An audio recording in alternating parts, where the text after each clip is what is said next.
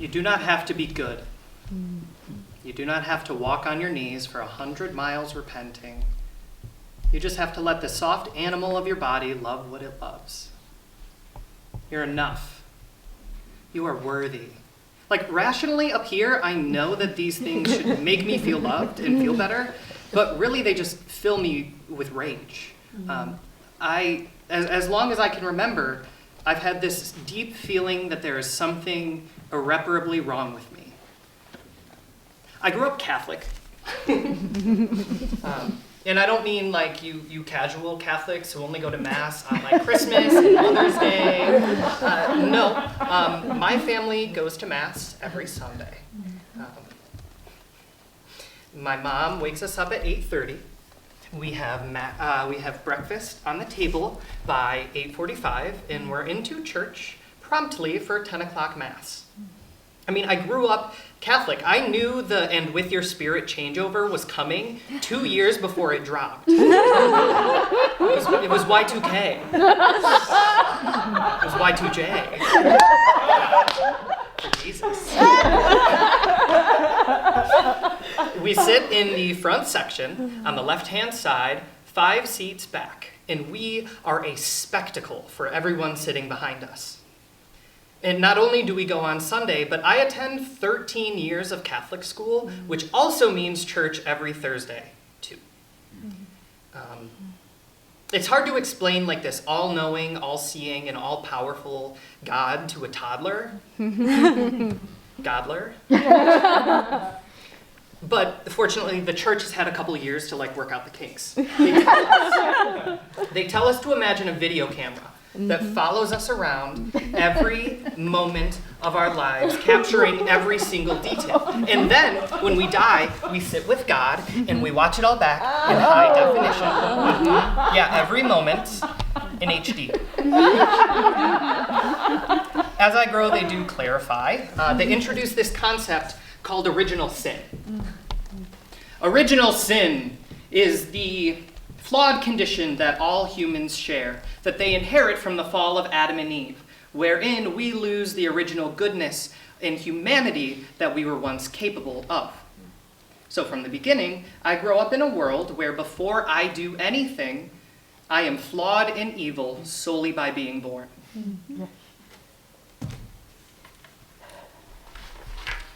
Middle school is my first battle with depression. I'm in 7th grade. It is the peak of the financial crisis, and my dad is laid off. He works at Ford. Fitting.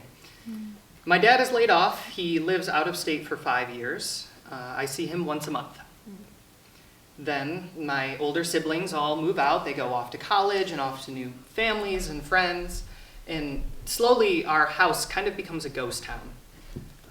It's my mom, my older brother, and me.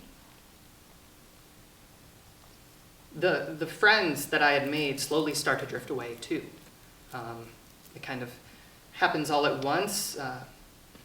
My friends were the popular guys. They were the other football players. And eventually they become like cool kids, fuckboys.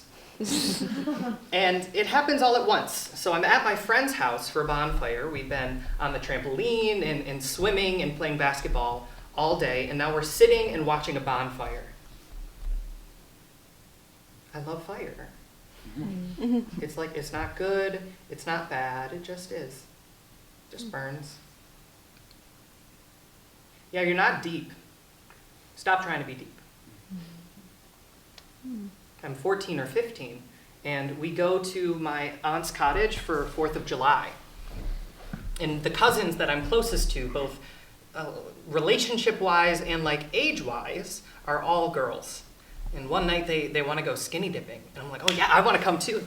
Ben, you're our cousin. That's weird. Yeah, I'm your cousin. Yeah, but that's why it's not weird. Okay. Y'all have fun.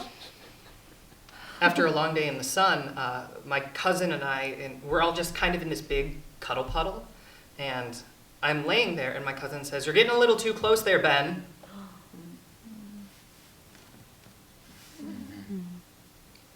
Overall, I'm a late bloomer.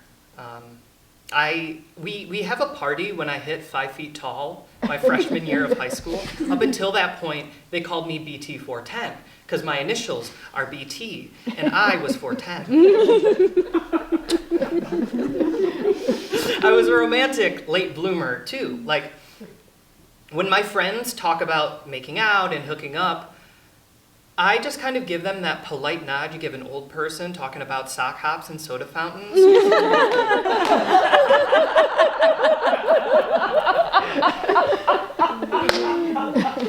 I have my first kiss my junior year of high school. We kissed. It was my friend Angela, and I was over at her house for a movie night. I think it was Harry Potter. It was always Harry Potter. And it was this just like really sweet, tentative little peck. Yeah, it's time to go, and even now I bike everywhere. And so it's fall, and the wind is cool, and it's just whipping through the back of my windbreaker because the zipper's broken. So it's like flowing like the cape that I totally deserve. I get home, and I have a ping on my iPod Touch. I'm not allowed to have a phone yet, and so I have an iPod Touch, which I can use a texting app over Wi-Fi. And I look, and it connects, and it's this text from Angela. Hey, that was really nice, but I think we should just stay friends. We're still partners in math class. I get my first girlfriend at the end of high school. It's February, and I am at this religious conference. It's a weekend long, and her name is Lily. And she's leading this like group prayer after an all group session, and like she is completely intoxicating, even under that cold fluorescent light in a conference center that not even stage lights can overcome. I am just enamored. Later on in the weekend, my friend Amanda introduces me to Lily. They were on the organizing committee, so I had an in.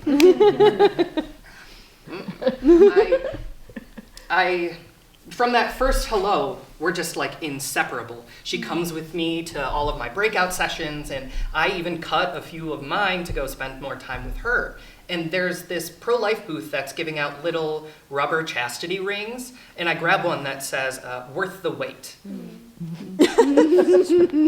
And I see it, and I write like one little word on it in Sharpie, and I'm so nervous to give it to her that I misspell the word, and so it reads, "You're worth the wait." Because like, even though I hadn't been in a relationship before, it felt like that was the reason why. I was just waiting for her. I have my first real kiss at a showing of American Sniper. We pick a conservative movie to throw the parents off the scent. We hook up in the back seat of my family's van, which is like actually converted to a camper van. So not only are there LED rope lights all the way around the inside and curtains, window shades that pull down, but the back seat folds into a bed. Her parents find out everything. They find out about American Sniper and the back seat that folds down into a bed. They find out that we had sex and used birth control, a plan B, when we had a pregnancy scare. They dictate texts to her to send to me, saying we all needed to meet at a neutral location. So I'm sitting in this hard plastic booth of a McDonald's. I don't remember much of this conversation. I just remember sitting and locking eyes with Lily, and we are both so sad. Her father says if we continue seeing each other, they're going to pull her college funding. He tells me that I'm an evil influence on his daughter because not only did we have premarital sex, but we used birth control, and that is the ultimate sin against life. He looks me dead in the eyes and says, "You are the problem. You are evil, and you have brought the devil into my daughter's life." 2 weeks later, Lily and I get together one last time. We exchange back our sweatshirts. I had gotten us these little silver chastity rings, or promise rings, and on the inside I had inscribed, "You're worth the wait." I throw mine out with the kitchen garbage because it's weak to make a ritual out of it. For the rest of my undergrad, I bounce between friend groups and hobbies. I host a podcast. I found a chapter of a fraternity. Not join, I found it. I move across the country 3 times in 1 year, and the last move lands me here, in New York City. I live with a trans person. It is the first trans person I have ever met, let alone live with. I grew up in the white Catholic suburbs of Michigan, like gender fluidity was not exactly ripe. But as I meet more trans people, they plant this like little seed in the back of my mind. There are options. My experimentation starts the way all good things should, with crop tops and they, them pronouns. After a year and a half, I get my first skirt. This skirt. It's flowy and summery. It's like me. Although I'm still scared to try things out, the fear falls away when I look in the mirror and I love what I see. When I get into grad school, I decide, like, fuck it, it's where the ship is going anyway, like, she, her pronouns, let's do this. Go talk like the president, yeah. So I make the choice and I set it aside so I can focus on school. It's where I'm heading, like, may as well. Our first semester, our acting teacher has a flawless record with my pronouns. He gets them wrong every time. Despite my classmates correcting him, I spend 4 hours a day weekly as he. In fact, he exclusively casts me as men, although to his credit, he does once cast me as a gay man, because gay men and trans women are the same thing. But I made the choice, so it's supposed to be done. And then that orange fuckstick wins. And like, I feel my future closing on me like an iron security door on a shitty action protagonist. Like, I rush to get a gender and a name change, I get a go bag together, I pull out cash because we have all seen this script and we know how it's going to end. But also, we have 2 scripts to memorize by Monday, and if it's too much, I can drop out and they'll totally understand. And then in the middle of this, somehow, I have to sort out what kind of woman I want to be, and what my fucking type is, and what colors look good on me. I mean, I have been sitting in a basement in deep Brooklyn for 8 hours a day, 4 days a week, for 2 straight fucking years, and I don't know anything about myself. I don't know what my favorite color is. I just like the way the different colors complement each other. And like, I don't know what my favorite drink is, but I know it varies depending on the weather and how long it's been since my last severe hangover. I mean, I'm flowing in this fucking ocean of not knowing, or maybe it's a sea, because I don't know the difference between an ocean and a sea. What were you like as a child? I don't know.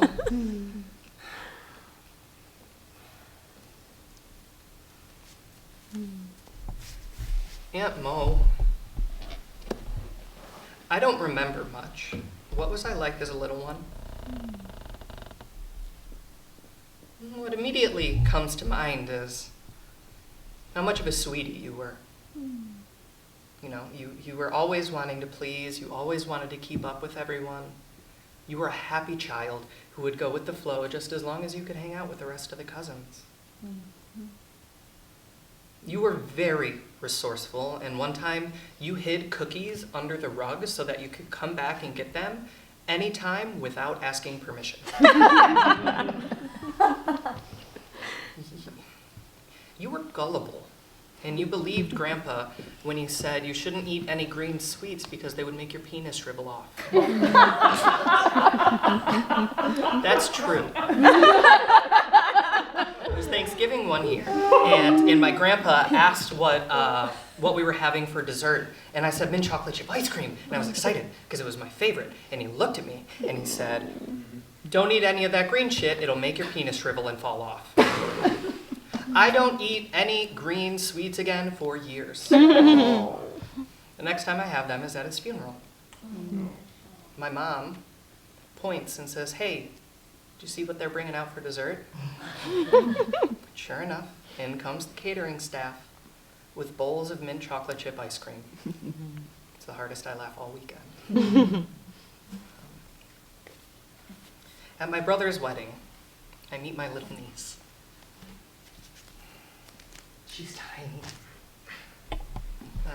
My cousin took this video of me holding her, and we were both just like bouncing, and we were both as happy as can be. And since then, I have watched this video dozens of times. Like, here's me with this flawless makeup and a tasteful, messy bun, in this dress and heels that truly make my curves pop. And when I talk about it later, my mom says, "Hey, which one of you boys were over in that corner?" But I show my aunt that video. And I say, like, how could I have ever been anything else? We were talking about that. I don't remember who said it first, if it was Carolyn or Monica, but we were talking about just how good you looked and you were in your element. And they were taking pictures and everyone was saying it. You tried so many things, you know? I mean, everything your brothers tried, you tried too. I don't mean that to say, you tried so many things to find where you fit in. And now you found it. And you look so good, and it's, your eyes have that light again, and it's so beautiful. And so here I am. You're gonna let me stand like that? I was trying to tell you! Thank you! So here I am.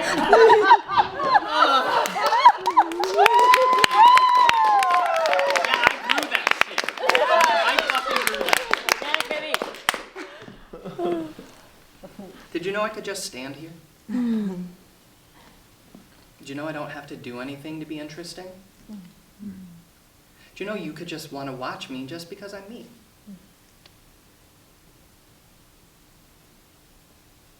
I thought about calling this Some Assembly Required. Like I have this junk drawer of a personality. Some Assembly Required. I'm an IKEA Fjallsbard. I think you wish you were my big sister. I think you wish you were this thing you could piece back together. You're not pieces, you're whole. You're already together, you're just feeling all the bits and bobs. I still feel the spirit. I feel it in community and in music. God, I fucking love music. One of my dreams, even to this day, is to conduct an orchestra. I mean, I loved going to church as a kid because my family went to the 10 o'clock mass, and it was the mass that had like the full choir with all 4-part harmony. Her eyes, they shone like diamonds. I thought her the queen of the land. And her hair hung o'er her shoulder, tied up with a black velvet band. Feel that? I don't know what it is for you, but there's something. When I was 5, I asked my mom what songs she would sing to me as a kid, as a baby, so I would fall asleep. So in a second, I'm going to ask you to sing with me. There's no tune to learn. Just a single sustained note, like a drone on a bagpipe. Just keep your note. Breathe when your body asks you to. And I'll cut you off when we're done. You sing with me? Mm-hmm. Just hum. And keep going. Amazing grace, how sweet the sound that saved a wretch like me. I once was lost, but now am found. Was blind, but now I see.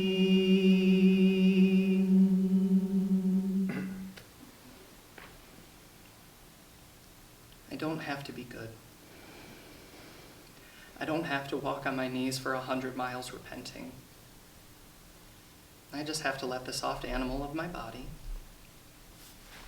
love what it loves. Thank you.